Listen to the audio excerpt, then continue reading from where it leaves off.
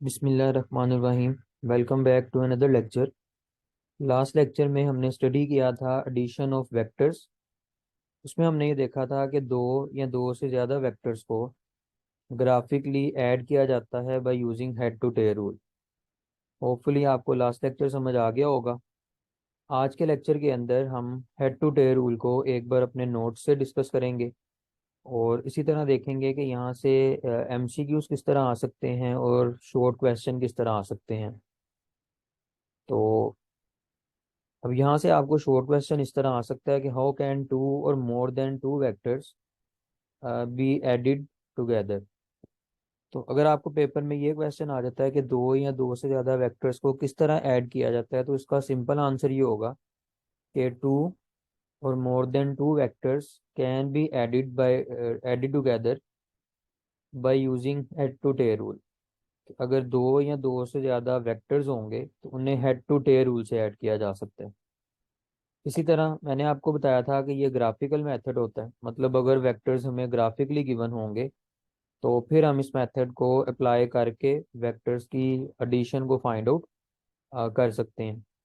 अब आपकी बुक के अंदर सिर्फ एक मेथड को डिस्कस किया गया है जिसका नाम था हेड टू टेल रूल, लेकिन आपने अपनी इंफॉर्मेशन के तौर पे याद रखना है कि हेड टू टेल रूल के अलावा भी मेथड यूज होते हैं जिनके जरिए हम वेक्टर्स की एडिशन को फाइंड कर सकते हैं। और वो कौन कौन से मेथड होते हैं? तो number one is head to tail rule, जो हमने कल स्टडी किया था। सिमिलरली एक मेथड यूज होता है जिसका नाम है triangular addition. And similarly parallelogram theorem भी इसको कहते हैं, ये पैरेललोग्राम एडिशन। तो ये तमाम तरीके मेथड्स यूज किए जाते हैं टू ऐड वेक्टर्स ग्राफिकली। ठीक है, लेकिन इनमें से most important head to tail rule है जिसे मोस्टली यूज किया जाता है। अब यहाँ पे इसके स्टेप्स एक्सप्लेन किए गए हैं जो मैंने लास्ट लेक्चर में डिस्कस किए थे। तो आप एक बार इसे नोट से भी गो थ्रू करें ताकि आपके लिए पेपर में प्रेजेंट करना इजी हो। इसी तरह मैंने आपको बताया था कि any number of vectors can be added by using head to tail rule, कि जितने मर्जी नंबर ऑफ वेक्टर हों वो हेड टू टेल रूल के थ्रू ऐड किए जा सकते हैं। अगर आपको पेपर में ये क्वेश्चन आ जाए कि सपोज अगर हमारे पास टू से ज़्यादा वेक्टर्स हैं, इनकेस थ्री वेक्टर्स हैं या फोर वेक्टर्स हैं, तो उनके ऊपर हेड टू टेल रूल को कैसे अप्लाई किया जा सकता है, तो उसका आंसर ये होगा। ठीक है, तो इसमें हम लिखेंगे कि इन case of more than two vectors, कि अगर हमारे पास दो से ज़्यादा वेक्टर्स होंगे तो फिर हम क्या करेंगे, continue to join the tail of every next vector with the head of previous vector. तो बेसिकली अगर हम हेड टू टेल रूल में देखें तो हम हर अगले वेक्टर की टेल को पिछले वेक्टर के हेड के साथ मिलाते हैं। तो इन केस अगर हमारे पास मोर देन टू वेक्टर्स होंगे तो हम सेम प्रोसीजर को फॉलो करेंगे, हम हर नए वेक्टर की टेल को लास्ट वेक्टर के हेड के साथ मिलाएंगे until the last vector is reached. और ये काम उस वक्त तक करते रहेंगे जब तक लास्ट वेक्टर नहीं आ जाएगा। And the resultant of all the vectors, अब जब सारे वेक्टर्स को हम इस तरह कंबाइन कर देंगे तो अब इन सब, मैंने आपको बताया था कि लास्ट पे हमारे पास फर्स्ट वेक्टर की टेल बचेगी और लास्ट वेक्टर का हेड बचेगा। तो अब इन सारे वेक्टर्स का जो रिजल्टेंट वेक्टर होगा वो ऐसा वेक्टर होगा जिसकी टेल फर्स्ट वेक्टर पे होगी और जो हेड होगा वो लास्ट वेक्टर पे होगा। तो हम लिखेंगे and the resultant of all the vectors will be a vector, तो ये एक ऐसा वेक्टर होगा with its tail at the tail of first vector, जिसकी टेल पहले वेक्टर की टेल पे होगी, and head at the head of the last vector. तो होपफुली आपको ये कॉन्सेप्ट समझ आ गया होगा। अच्छा, इसी तरह यहाँ से एक पेपर में बहुत इंपॉर्टेंट शॉर्ट क्वेश्चन आता होता है कि define commutative property. Commutative property क्या होती है, आपने इसे डिफाइन करना है। Similarly show that vector addition is commutative, कि कम्यूटेटिव प्रॉपर्टी क्या होती है और आपने ये शो करना है कि वेक्टर की जो एडिशन है वो कम्यूटेटिव प्रॉपर्टी को ओबे करती है। तो मैंने लास्ट लेक्चर में आपको बताया था कि अगर ऑर्डर को या तरतीब को चेंज करने से हमारा रिजल्ट अनचेंज रहता है तो इस तरह की प्रॉपर्टी को हम नाम देंगे कम्यूटेटिव प्रॉपर्टी। तो इसकी डेफिनेशन होगी कि इफ़ बाय चेंजिंग ऑर्डर, कि अगर ऑर्डर को चेंज करने से result remains unchange result unchange रहेगा, तो this property is called commutative property. ठीक है। तो अब अगर आपको क्वेश्चन आ जाए कि इस vector addition based commutative property, तो हमने कल देखा था कि बिल्कुल कम्यूटेटिव प्रॉपर्टी को बे करता है। तो इसका आंसर होगा yes, vector addition based commutative property. और कम्यूटेटिव प्रॉपर्टी का क्या मतलब होता है कि A plus B will be equal to B plus A. अगर हम ए में बी को ऐड करेंगे, और दूसरा केस क्या होगा कि हम अगर इनके ऑर्डर को चेंज करें, लाइक पहले हमने ए में बी को ऐड किया था, अब हम बी में ए को ऐड करें, तो ये दोनों सेम होंगे। So this property is called commutative property. और इसका प्रूफ क्या होगा? ये सपोज वेक्टर ए की रिप्रेजेंटेटिव लाइन है, ये वेक्टर बी की है। तो सबसे पहले हम ए प्लस बी को फाइंड करेंगे। ए प्लस बी का रिजल्टेंट क्या होगा? देन हम फाइंड करेंगे बी प्लस ए को, और ये बी प्लस ए का रिजल्टेंट होगा। और अब यहाँ से हम क्लियरली देख सकते हैं कि ए प्लस बी के केस में जो रिजल्टेंट है, और सिमिलरली बी प्लस ए के केस में जो रिजल्टेंट है, both are equal in length. इन दोनों की लेंथ सेम है, और लेंथ सेम होने का मतलब है कि दोनों का मैग्नीट्यूड सेम है। सिमिलरली दोनों की डायरेक्शन भी सेम है। सो हम कह सकते हैं कि it is clear that resultants in case of A plus B and B plus A, A plus B और बी प्लस ए के केस में जो रिजल्टेंट्स हैं, बोथ हैव सेम मैग्नीट्यूड। दोनों का मैग्नीट्यूड भी सेम है, डायरेक्शन भी सेम है। So we can say that a plus b is equal to B plus a. So vector addition gives same result for any order of addition. तो उसका मतलब है कि वेक्टर एडिशन किसी भी ऑर्डर के लिए सेम रिजल्ट देता है, hence vector addition is commutative. So ये वो प्रॉपर्टी थी जो आपकी बुक में डिस्कस की गई थी। लेकिन मैंने आपको बताया था कि आपने अपनी इंफॉर्मेशन के तौर पे याद रखना है कि वेक्टर एडिशन एसोसिएटिव प्रॉपर्टी को भी ओबे करती है, और डिस्ट्रीब्यूटिव प्रॉपर्टी को भी ओबे करती है। सो होपफुली ये कॉन्सेप्ट अब आपको क्लियर हो गया होगा। आज का जो हमारा लेक्चर है, उसके अंदर हम दो चीज़ों के बारे में स्टडी करेंगे। एक हमारा टॉपिक होगा रिजल्टेंट वेक्टर, कि ये रिजल्टेंट वेक्टर क्या होता है, ये इसे डिफाइन किस तरह किया जाता है। और सिमिलरली अभी लास्ट लेक्चर में हमने एडिशन ऑफ वेक्टर को स्टडी किया था। अब नेक्स्ट हमारा जो ऑपरेशन होगा वो होगा सब्ट्रैक्शन ऑफ वेक्टर। लेकिन सब्ट्रैक्शन ऑफ वेक्टर को समझने से पहले एक बहुत इंपॉर्टेंट कॉन्सेप्ट है नेगेटिव वेक्टर का। तो सब्ट्रैक्शन ऑफ वेक्टर को समझने से पहले हमें पता होना चाहिए कि नेगेटिव वेक्टर क्या होता है और उसे फाइंड किस तरह किया जाता है। तो जो सेकंड टॉपिक होगा उसमें हम डिस्कस करेंगे नेगेटिव वेक्टर को।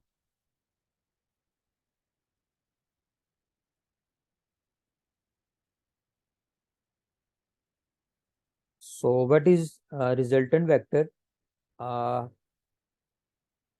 अच्छा, कल हमने एग्जांपल ली थी ए की और बी की। सपोज ये हमारे पास वेक्टर ए है और ये हमारे पास वेक्टर बी है, और इसी तरह जो रेड वाला वेक्टर है वो ए और बी का सम है, या इनका रिजल्टेंट है। तो जो रिजल्टेंट होता है वो बेसिकली ऐसा वेक्टर होता है जो तमाम वेक्टर्स को ऐड करने से आता है। ठीक है। अगर हम इस एग्जांपल में देखेंगे तो ये सपोज हमारे पास वेक्टर ए है, and similarly it is vector b. जब मैंने इन दोनों वेक्टर्स को ऐड किया तो मेरे पास ये रिजल्टेंट आया।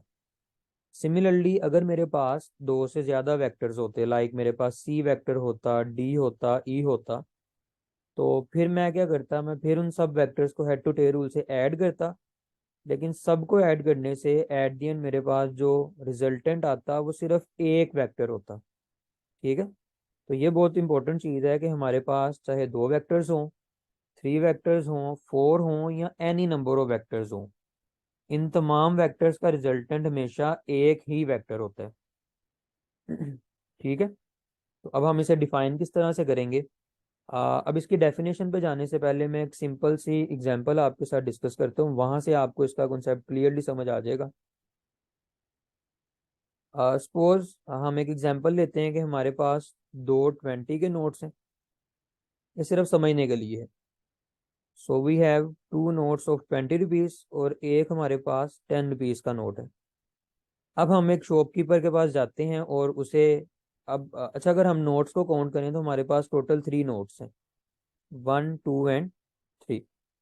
अब हम एक शॉपकीपर के पास जाते हैं और उसे ये तीनों नोट देते हैं और उसके बदले में वो हमें एक नोट दे देता है 50 रुपीज़ का। तो अब क्या हम उसके साथ बहस करना शुरू कर देंगे कि हमने तो आपको 3 नोट्स दिए हैं लेकिन आपने हमें सिर्फ एक नोट दिया?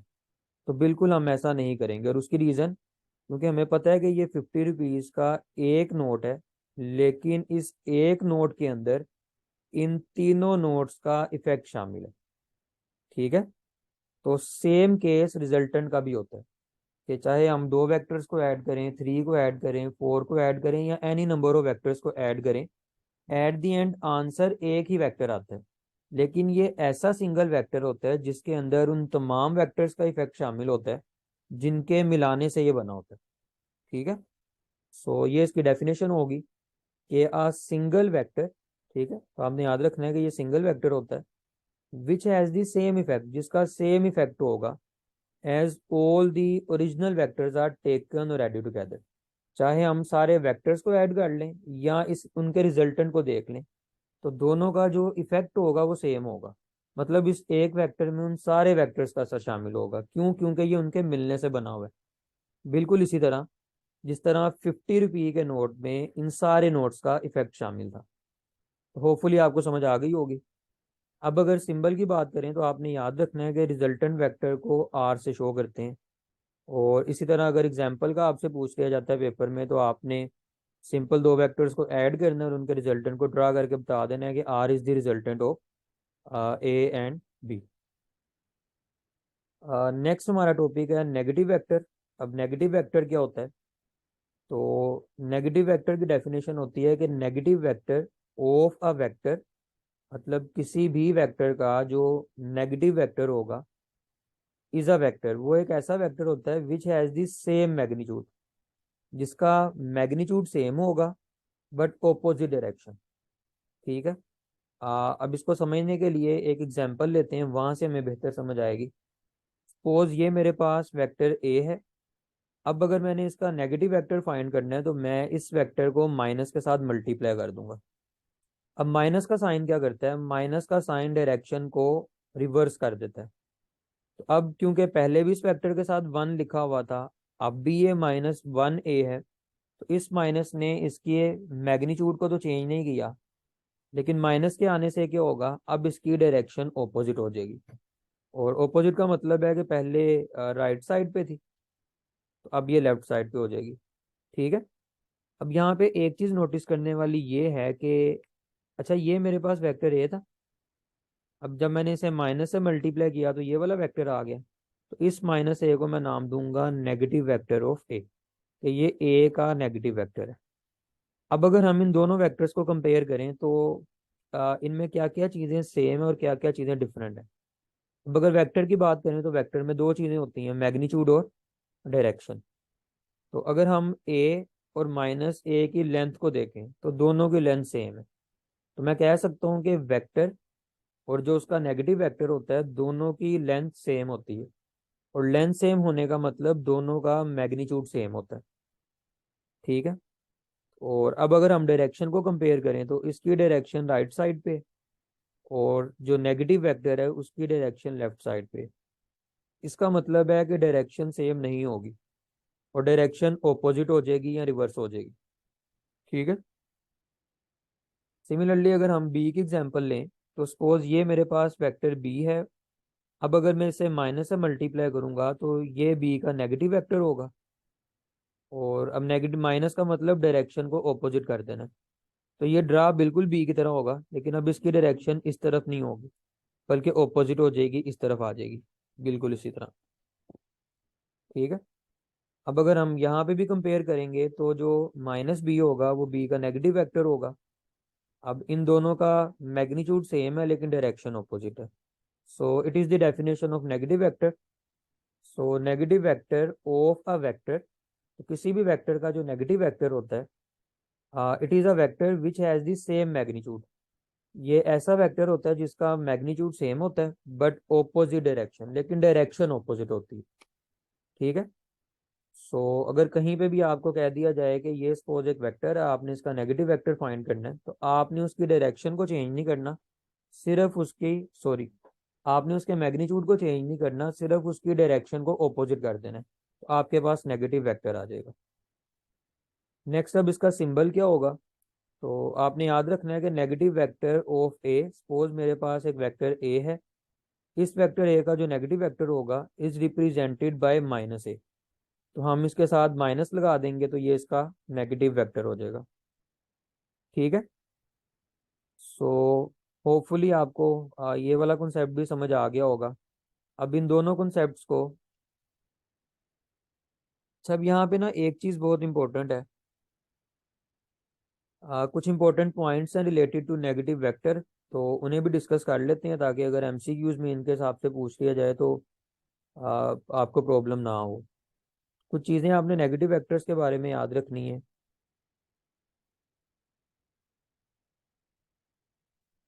सपोज अगर हम इन दोनों वेक्टर्स को कंपेयर करें तो इनमें क्या डिफरेंस था, दोनों की डायरेक्शन ऑपोजिट थी। ठीक है। तो अगर आपसे पेपर में ये क्वेश्चन पूछ लिया जाए कि what is the angle between a vector and it's negative vector, कि एक वेक्टर में और उसके नेगेटिव वेक्टर में क्या एंगल होता है, तो आपने याद रखना है कि 180 डिग्रीज होता है। ठीक है। अब ये कैसे पता लगता है, एक तो आपने वैसे याद रखना है कि जब भी चीज़ें ऑपोजिट होती हैं तो उनके दरमियान 180 डिग्रीज का एंगल होता है। और अगर हमने देखना हो तो हम देखेंगे किस तरह से, तो हम इस ए वेक्टर की एग्जांपल को लेते हैं। अगर मैं देखना चाहता हूँ कि वेक्टर ए में और जो इसका नेगेटिव वेक्टर है माइनस ए, इनमें कितना एंगल है, तो आपने याद रखना है कि जब भी दो वेक्टर्स के दरमियान एंगल को देखना होता है तो हम वेक्टर की या तो टेल्स को मिलाते हैं या उनके हेड्स को मिलाते हैं। ठीक है। Angle between two vectors is the angle which is equal between their tales और हेड्स। तो अगर मैं ए और माइनस ए के दरमियान एंगल को देखना चाहता हूँ तो या तो मैं इनकी टेल्स को मिला दूंगा या हेड्स को मिला दूंगा। तो नॉर्मली जो यूज़ किया जाता है मेथड वो ये होता है कि हम टेल्स को मिला देते हैं। तो सपोज ये मेरे पास वेक्टर ए है, जिस तरह ये मैंने ऊपर ड्रा किया हुआ है।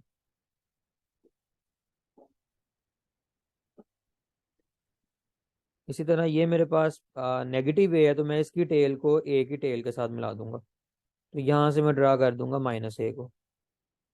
सो ये मेरे पास आ जाएगा माइनस ए। ठीक है। अब इन दोनों के दरमियान, इनकी टेल्स के दरमियान जो एंगल होगा वो बेसिकली ए और माइनस ए के दरमियान एंगल होगा। तो अब अगर हम ये वाला एंगल देखें तो ये 180 डिग्रीज बनता है, तो उसका मतलब है कि ए और माइनस ए एक दूसरे से 180 डिग्रीज के डिफरेंस पे होते हैं। So that was all about from today's lecture. Hopefully आपको समझ आ गई होगी। इन केस किसी को किसी भी कॉन्सेप्ट में या टॉपिक में कोई भी इशू हो, you can freely ask in the comment box. I will try my best कि मैं टाइमली आपको उसका आंसर दे सकूं। अल्लाह हाफिज़।